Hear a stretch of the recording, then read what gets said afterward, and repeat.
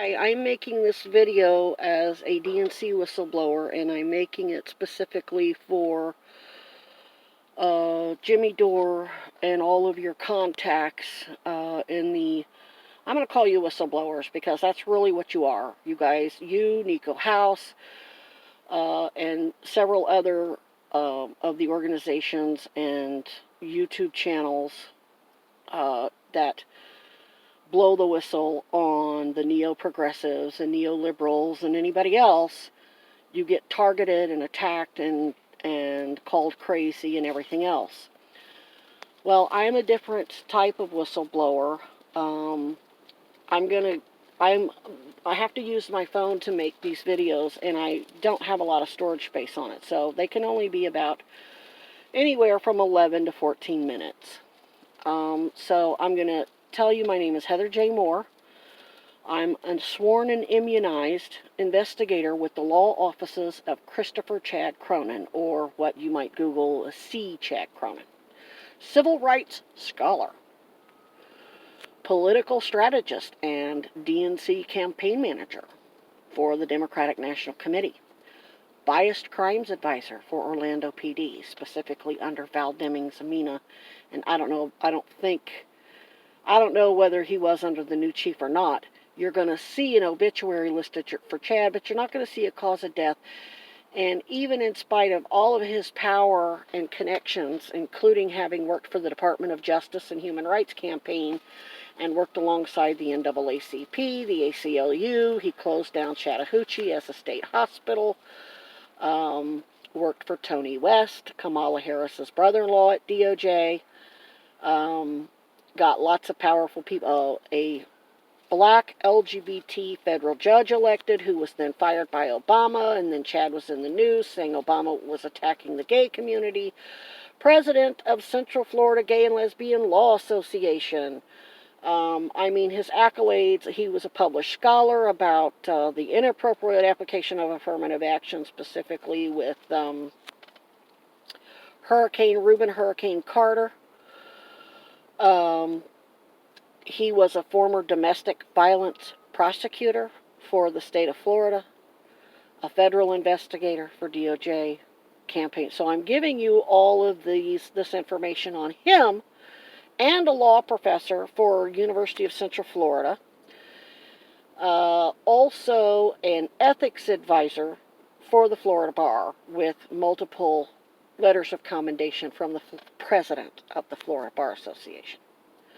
My ex-boyfriend, a very exploitative ex-boyfriend, who was also an alcoholic and addict, and I'm not demonizing that. That's going to be important in explaining other things later. I met him after I was wrongfully imprisoned with cancer to hide the fact that I had cancer because of health care fraud and Brady violations involving big health care, big pharma, gabapentin, or used to be called Neurontin, George W. Bush's crap that blew up in the Washington Post. And I had cancer and went to a local hospital called Orlando Regional Medical Center, and they lied to me, did this, it's called unbundling fraud, and then made false criminal allegations that I was just drug seeking for narcotics to cover all of the previous frauds that got me sent to prison wrongfully. Wasn't a drug charge. I'm not going to go into all that because time's too short, but that's how I met Chad. I started going to the LGBT Center there in Orlando at the AA meetings, and a lot of nurses, cops, lawyers were in there. There were several different meeting places for the LGBT. Chad wasn't the only lawyer I met there. However, they knew who he was. They knew he was a white, privileged prick and fraud whose father was involved in this healthcare fraud. And they knew he couldn't stay sober or clean for even a matter of weeks. And they knew that because he was so powerful and had such powerful friends, he's never held accountable for his actions. That's why he couldn't stay sober. He would never hit a bottom where he was looking at prison or death or whatever. He had excellent health care. He was on psychotropic drugs I think he had Asperger's. He just didn't have savant capabilities like myself.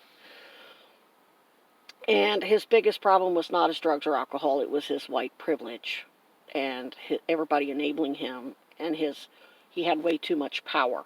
I mean, he's just a gay version of Bill Clinton, basically.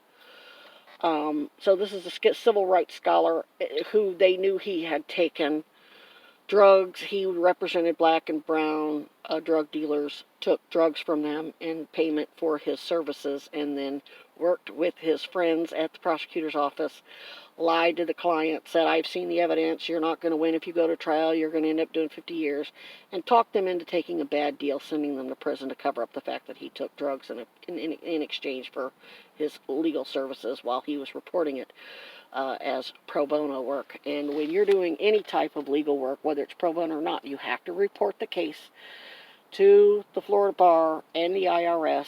I don't know all of that legal stuff, but I promise you he didn't properly report that he took my case. He illegally solicited.